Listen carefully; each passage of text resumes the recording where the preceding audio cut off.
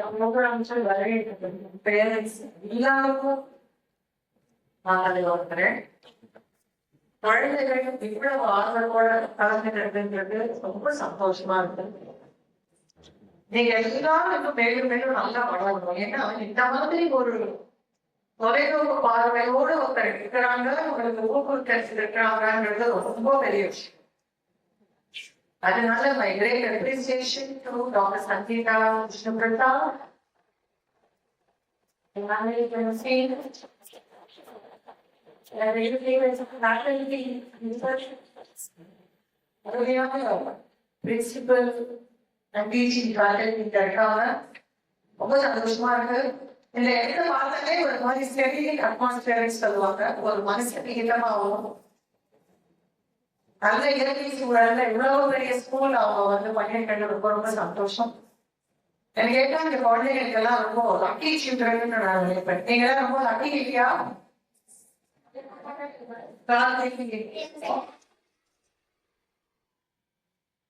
Very nice. ரெண்டு கால நேரத்துல உங்க மலர்ந்த முகத்தை பார்த்து பேசுறது எனக்கு ரொம்ப ரொம்ப சந்தோஷமான விஷயம்.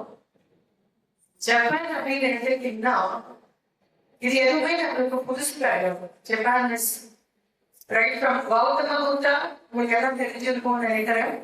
கௌதம புத்தா கையில இருந்து நம்ம ஜப்பானோட தொடர்புல இருக்கிறோம். பேரண்ட்ஸ்க்கு சொல்லணும்னா முதல்ல இந்த வார்த்தை ரீதியோடு நீங்க கேள்விப்பட்டிருப்பீங்க. நம்ம கொரோனா தோட்டத்துக்கிட்ட ஃபர்ஸ்ட் நீங்க பார்த்துருப்பீங்க. ரொம்ப வருஷங்களுக்கு முன்னாடி இருந்தது ஜப்பான் டெக்னாலஜியா இட் இஸ் வெரி குட் அப்படின்னு சொல்ற அளவுக்கு நம்ம வச்சிருந்து ஜப்பானோட நம்ம தொழில் வாணிகம் எல்லாம் அப்பவே நம்ம பண்ணியிருக்கோம். அதனால ஜப்பான் உடனே நம்மளுக்கு புதுசு கிடையாது. ஜப்பான் எடுத்துட்டீங்கன்னா we say it is the land of opportunities. Why we say land of opportunity? We'll be covering shortly. Now, Japan is the fourth largest economy in the world. And they are our good neighbors because they are in the same continent, Asian continent. இப்போ நீங்க எல்லாரும் கொஞ்ச நாளைக்கு US பக்கம் திரும்ப நிறைய பேர் நம்ம பேரண்ட்ஸ்ன்றவங்க இதுக்கு முன்னாடி வரைக்கும் கேட்டோம்னா என் பையன் அமெரிக்காவில் இருக்கிறான், என் பொண்ணு அமெரிக்காவில் இருக்கிறா, படிக்கிறாங்க, ஒர்க் பண்றாங்க, கல்யாணம் பண்ணி கொடுத்துருக்கேன் அப்படின்னு சொன்னா ஒரு பெருமை. ஆனா இப்போ அந்த பெருமை கொஞ்சம் கொஞ்சமா மாறிட்டு வருது. அதுக்கு எதிராக போறது மேட்ரிமோனி எடுத்தீங்கன்னா அமெரிக்காவா வேணும் அப்படின்ற அளவுக்கு வந்திருக்கு. பேரண்ட்ஸுக்கு எல்லாருக்குமே தெரியும் இன்னைக்கு என்ன நடக்குது அப்படின்னு. நான் எந்த கண்ட்ரியும் நான் புத்தா சொல்லல.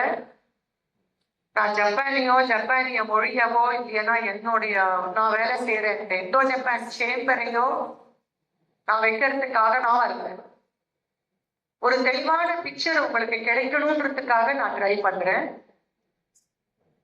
இப்போ ஒரு as a parent, if you want to send somebody, your children ஒரு கேர்ளையோ ஒரு பாயோ படிக்கணும்னா நீங்க நார்மலா எதுக்கு ரொம்ப இம்பார்ட்டன்ஸ் கொடுப்பீங்க? நான் என்னோட ஸ்பீச்சை கொஞ்சம் இன்டராக்டிவா பண்ணணும்னு விருப்பப்படுறேன். ஸோ ஆடியன்ஸ் பேசணும்னா தாராளமா நீங்க ஆன்சர் பண்ணலாம். முதல்ல ஒருத்தருக்கு ஒரு குழந்தைய ஃபாரினுக்கு அனுப்பணும் படிக்கிறதுக்கு என்ன நம்ம என்னத்தை நினைப்போம் கொஞ்சம் சொல்ல முடியுமா? யாராவது ஒருத்தர் தப்பு ரைட்டு அதெல்லாம் கவலையே படாதீங்க.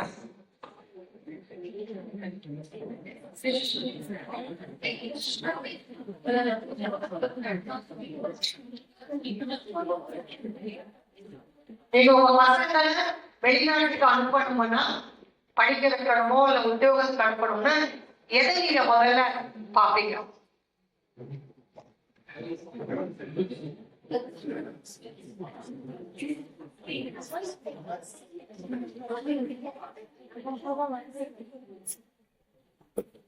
லாங்குவேஜ் கத்துக்கணும் அப்படின்றது. Very good. லாங்குவேஜ் கத்துக்கணும்னு நினைப்பீங்க. ஆனா அனுப்புறதுக்கு முன்னாடி சில விஷயங்களை நம்ம திங்க் பண்ணுவோம் இல்லையா? இது நல்லதா கெட்டதா, இது பரவாயில்லையா அப்படின்னு சில விஷயங்களை நம்ம நினைப்போம். எந்த மாதிரி விஷயங்களை நம்ம நினைப்போம்னு நீங்க நினைக்கிறீங்க?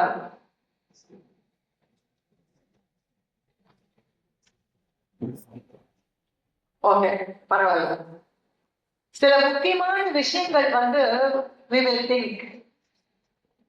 ஃபர்ஸ்ட் வந்து போற இந்த குழந்தை வந்து ஒரு நல்ல அக்கேஷன் நம்ம நாட்டுல நம்மளோட நம்ம குடும்பத்துல நடக்குதுன்னா சீக்கிரம் வர முடியுமா? இருக்குமா இருக்காதா? Yes or no? ஸோ ஏசியாலேயே இருக்காங்க, பக்கத்துல ஒரு நாள்ல வந்துடுவாங்க, right?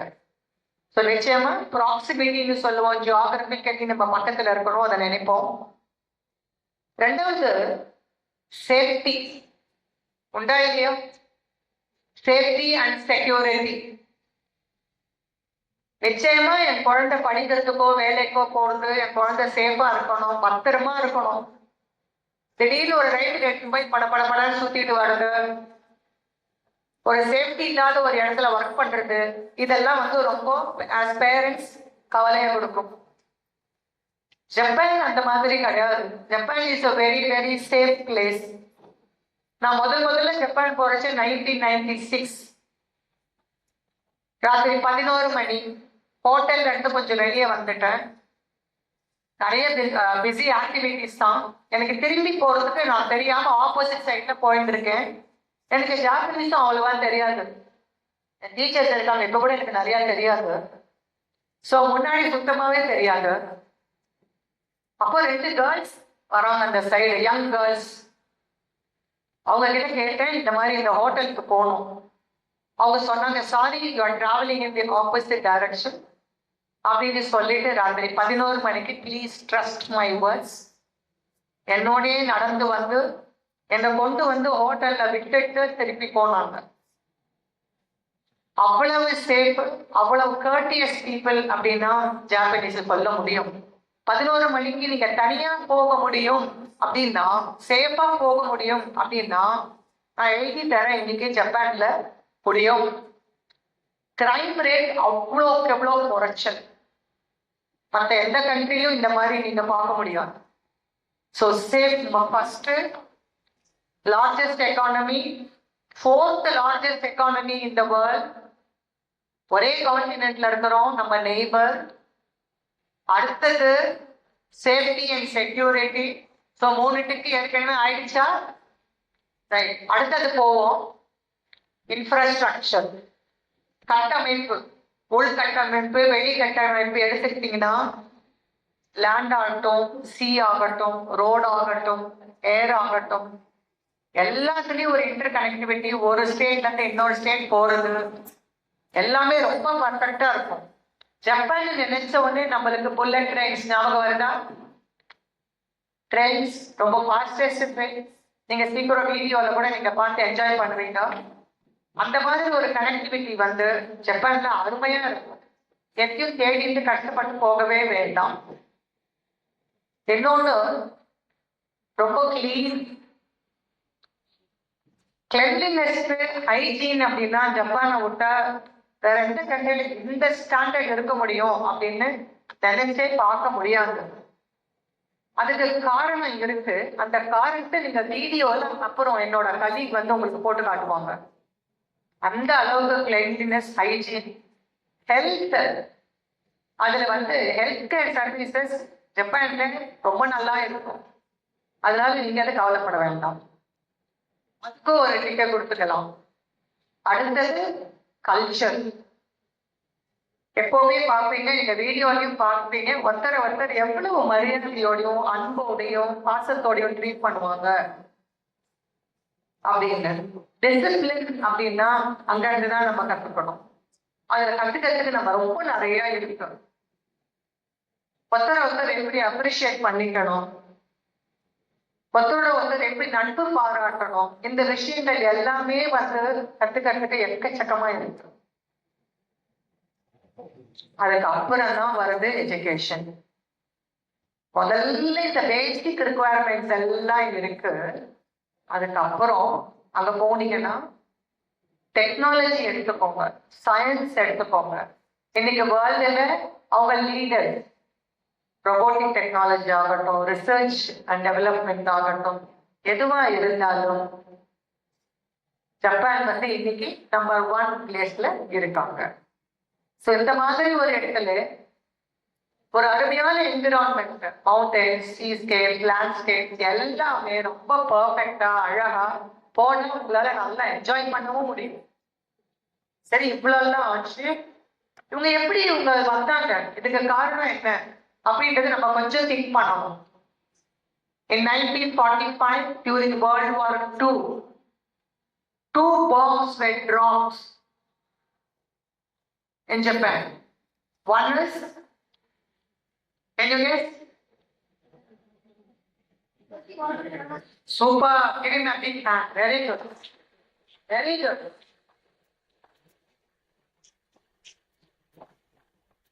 The first bomb was dropped on August 6, 1945. And the bomb பேரு Little Boy. Little Boy.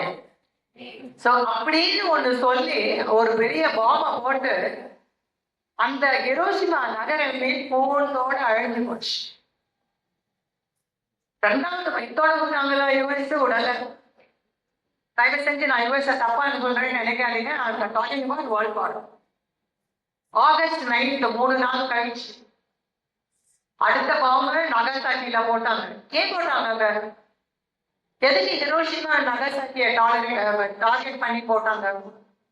கொஞ்சம் திங்க் பண்ணுவாங்க. அந்த 2 நகரத்துல போட்டா ஜப்பான் போயிடுச்சு. Because it is an industrialised prefecture. நம்ம ஸ்டேட்னு சொல்லுவோம், அவங்க ப்ரிஃபெக்சர்னு சொல்லுவாங்க. அந்த அளவுக்கு அருமையான 2 நகரம். அங்கதான் வர்த்தகம், மேனுஃபேக்சரிங் எல்லாமே நடக்கக்கூடிய ரொம்ப பெரிய இடம். அந்த இடத்த அழிச்சுட்டோம்னா இவனுங்க திரும்பி மேல வரமாட்டாங்க அப்படின்னு முடிவு பண்ணி தான் போட்டாங்க. ஹிரோஷிமா ஒரு வாட்டியும் பார்த்துச்சே கண்ண தண்ணி வரும். இன்னும் அவங்க வச்சிருக்காங்க அந்த டோம் எல்லாம். அதை பேசணும் ஒரு தண்ணி ஒரு 1 மணி நேரம் வேணும். ஸோ அங்க நான் போல அவ்வளவு அருமையான நகரங்கள். ஆனா இன்னைக்கு 1945 அப்புறம் இப்ப பாருங்க எத்தனை வருஷம் வந்துட்டு 1996 நான் போறேன். I was stunt. இந்த இடத்துலயே பாம்பு போட்டாங்க அப்படின்றது ப்ரூஃப் பண்ணதான் இருக்கும். அந்த அளவுக்கு அந்த நகரம் வந்து செல்வ செழிப்பாகவும் வர்த்தக மையமாகவும் மேனுஃபேக்சரிங் ஹப்பாகவும் மாற்றப்பட்டு இருக்குன்னா அதுக்கு காரணம் என்னவா இருக்கும்? ரெசிலியன்ஸ், போராட்டமான அந்த எண்ணங்கள். நான் வாழ்வேன், என்ன நான் தலையோடு அழிச்சாலும் நான் மீண்டு நிற்பேன். அந்த ஒரு உயர்வான எண்ணம். ஜாப்பனீஸ் எல்லாம் ரொம்ப ஹார்ட் ஒர்க்கிங்னு நீங்க கேள்விப்பட்டிருப்பீங்க. கடுமையா உழைச்சாங்க, முன்னேறினாங்க. இன்னைக்கு உலகத்துல 4வது பிளேஸ்ல அவங்க இருக்காங்கன்னு அதுக்கு காரணம் அவங்களோட தீவிரமான உழைப்பு, தேசப்பற்று. அந்த மாதிரி தேசப்பற்று பார்க்கறது ரொம்ப கஷ்டம். எல்லாரும் சொல்லுவாங்க we the Japanese and the rest. நாங்க எல்லாருமே ஜாப்பனீஸ் எல்லாம் ஒண்ணு சேர்ந்துப்பாங்க, மற்றவங்க எல்லாருமே 2வது தான். அந்த அளவுக்கு அந்த நாட்டு மேலேயும் நாட்டு மக்கள் மேலேயும் ரொம்ப பற்றுதல் உண்டு.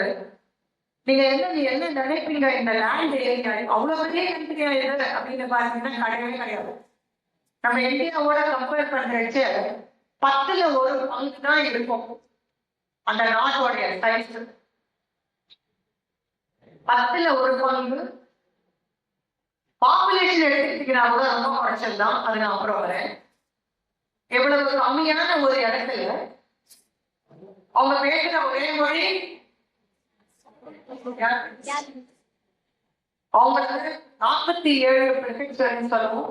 நம்ம ஸ்டேட்னு சொல்ற மாதிரி அவ்வளவு இருக்கு. ஐலண்ட் மட்டும் நீங்க படிச்சிருக்கீங்க உங்க பாடத்துல. 4 மெயின் ஐலண்ட் படிச்சிருக்கீங்க. Honshu, Shikoku, Kyushu and Hokkaido. 4 நீங்க படிச்சிருக்கீங்க. ஆனா 4 வந்து வெறும் மெயின் ஐலண்ட் மட்டும்தான். தவிர 14,000 ஐலண்ட்ஸ் இருக்கு. இந்த 14,000 அவங்க யூஸ் பண்ணல. அவங்க யூஸ் பண்றது 430 தான். ஏன்னா பாப்புலேஷன் ரொம்ப குறைச்சு. இப்போ நம்மளோட நாட்டு பாப்புலேஷன் எடுத்துக்கிட்டீங்கன்னா எவ்வளவு இருக்கும்னு நினைக்கிறோம்? நம்ம சுமாரா 148 கோடி நம்மளுடைய இந்தியன் பாப்புலேஷன். தெரியும்? ஜாப்பனீஸ் பாப்புலேஷன் சும்மா ஒரு கேட்டு எடுத்துக்கோங்க, எவ்வளவு இருக்கும்? சுமாரா எவ்வளவு இருக்கும்னு நினைக்கிறோம் நம்ம?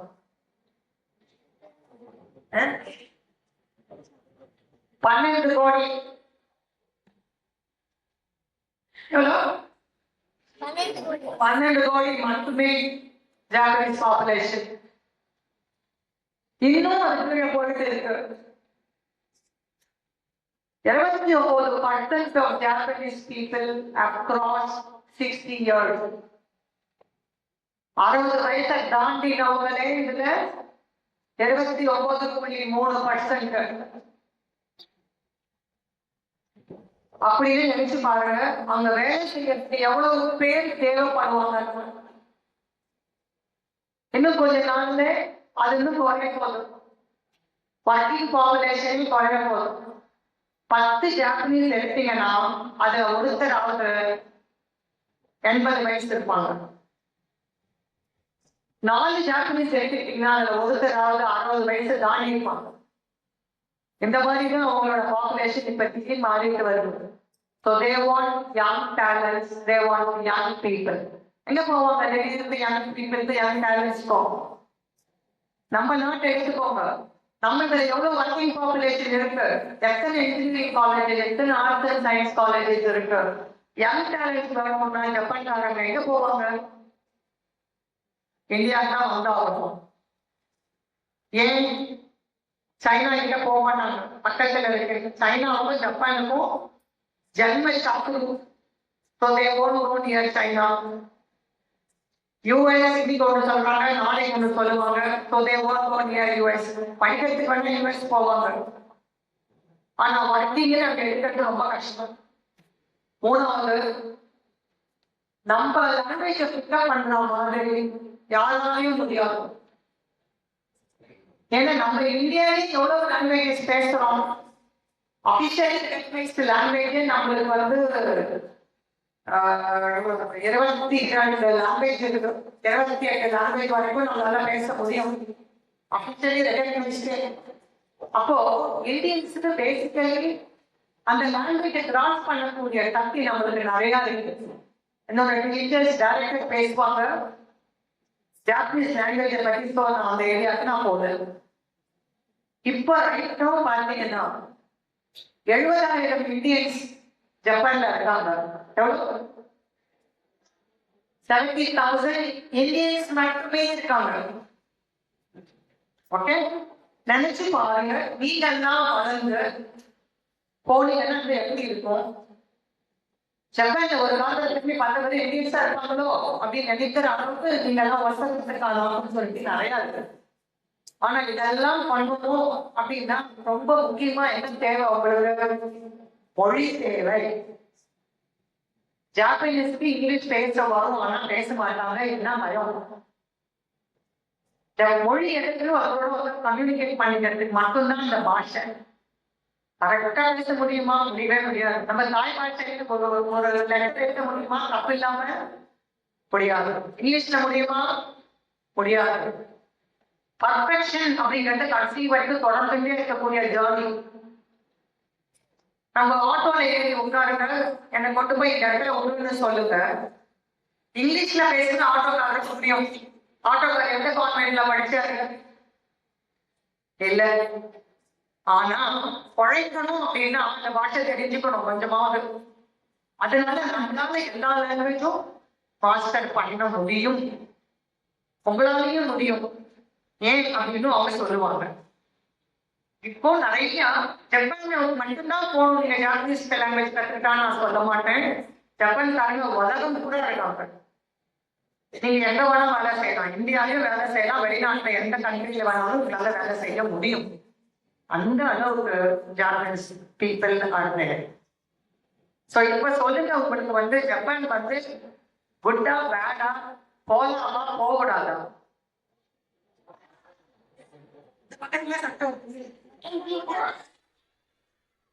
இப்போ நான் பேசுறது எதுவும் புரிஞ்சிருக்குன்னு நான் நினைக்கிறேன். குழந்தைங்களே, நான் பேசுறதெல்லாம் புரிஞ்சுது அவங்களுக்கு? Very good. சரி, அப்ப போகணும்னா நம்மளுக்குள்ள என்ன வேணும்? நல்ல படிப்பு வேணும். பண்ணிட்டாங்க மாதிரி ப்ரமோட் பண்ற ஒரு நல்ல ஒரு மேனேஜ்மெண்ட் வேணும். அவங்க எவ்வளவு தூரம் உங்களை ஊக்குவிக்கிறாங்க. ஜாப்பனீஸ் மாதிரி டைம் மேனேஜ்மெண்ட் யாராலையும் முடியாது. எனக்கு வந்து ரொம்ப சந்தோஷம். என்ன குழந்தைங்க எல்லாம் 11 மணிக்கு ப்ரோக்ராம் ஆரம்பிச்சுட்டு இந்த ஆள் அசம்பிள் ஆயிடுங்க. நீங்க எல்லாருமே உங்களுக்கு நீங்க நல்லா ஒரு கை தட்டிக்கோங்க. இந்த மேனேஜ்மெண்ட் நாங்க 1 hour முடிச்சு வந்துட்டோம். ஸ்டிக் அண்ட் ஸ்பேன் எல்லாம் ரெடி பண்ணிட்டாங்க. இந்த மாதிரி ஒரு ப்ரிப்பரேஷன் தான் ரொம்ப ரொம்ப ரொம்ப முக்கியம். எனக்கு அது எல்லாமே இங்க அழகா அமைஞ்சது ரொம்ப சந்தோஷம். ஏன்னா நம்புங்க, ஒரு நாள் ஒரு ட்ரெயின் ஒரு நிமிஷம் லேட்டா வந்தான் உடனே வெளியே வந்து இந்த ஸ்டேஷன் மாஸ்டர் தலைய ஒளிஞ்சு மன்னிப்பு கேட்டு ஒரு ஸ்லிப்பு கொடுப்பாரு. ஏன் அப்படின்னா அந்த ஸ்லிப்பை எடுத்து அவங்க ஆபீஸுக்கு போய் அவங்களால வீட்டுல இந்த மாதிரி ட்ரெயின் ஒரு நிமிஷம் லேட்டா வந்துட்டு எங்களை மன்னிச்சிருந்தா இனிமே இந்த தவறு நடக்காம பார்த்துக்கிறோம், இந்த தவறுக்கான காரணம் இதுதான், தவிர்க்க முடியாதது அப்படின்னு ஒரு ஸ்டெப் கொடுப்பாங்க. இது எதையாவது நீங்க நம்ம யோசனை பண்ணிருக்கோமா? எந்த அளவுக்கு ப்ரெசிஷன் இருக்கு, டைம் இருக்கு, டிசிப்ளின் இருக்கு. அந்த டிசிப்ளின் அப்படிங்கிறது குழந்தையிலிருந்து வர வேண்டியது அப்படிங்கறது நாங்க எல்லாரும் இன்சிஸ்ட் பண்ண விரும்புறோம். குழந்தைகள் வந்து இந்த வீடியோவை பார்த்து புரிஞ்சுக்கிட்டு அதுக்கேற்ற மாதிரி நடக்கணும். பேரண்ட்ஸ் வந்து என்ன மன்னிக்கணும், தப்பா நினைச்சுக்காங்க, எனக்கு மார்ஷல் குழந்தைங்களை எப்படி வளர்க்கணும், குழந்தைங்களோட என்ன ரோல் அவங்க வீட்ல ஆகட்டும், ஸ்கூல்ல ஆகட்டும், பப்ளிக்ல ஆகட்டும் என்ன அப்படிங்கறத ஒரு சின்ன வீடியோ இருக்கு. அதை தயவு செஞ்சு பார்த்துட்டு முடிஞ்சா அதை கடைபிடி, தேவ கடைபிடிக்க. இது வந்து பணத்தை சேவ் பண்றதுக்காக இந்த ஸ்கூல் மேனேஜ்மெண்ட் பண்றாங்க, தயவு செஞ்சு நினைக்காது. இப்ப நீங்க பார்க்க போற வீடியோ அவ்வளவு யூஸ்ஃபுல்லா இருக்கும். சின்ன வயசுல இருந்தே இந்த குழந்தைகளுக்கு ப்ரிப்பேர் பண்றதுனாலதான் ஜப்பான் அப்படிங்கிற நாடு வந்து இங்க ரொம்ப கிளீனா சுத்தமா இருக்கு. நம்ம இருக்கிற இடத்த சுத்தமா வச்சுக்கணும் அப்படிங்கிறது ஒரு ஒரு குழந்தைக்கும் தெரியணும். செய்திக்காரங்க எல்லாரும்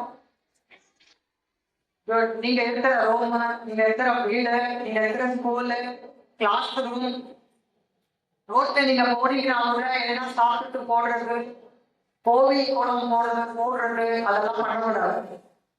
இந்த வீடியோவை பார்த்துட்டு நீங்க எல்லாருமே மாறிடுவீங்க. உங்களால ஸ்கூலுக்கு என்ன பண்ண முடியும், கிளாஸ் ரூமுக்கு என்ன பண்ண முடியும், இதெல்லாம் திங்க் பண்ண முடியும். இப்போது இருக்கிற ஒரு அன்பியல் சொசைட்டி, ஏன்னா குழந்தை வயசுல நீங்க என்ன சொல்லி கொடுத்தாலும் அழகா பசுமை தானவங்கள பண்ணியும் அதே மாதிரி உங்களுக்கு சிறப்பா நீங்க எல்லாரும் வாழணும்னு நான் வாழ்கிறேன்.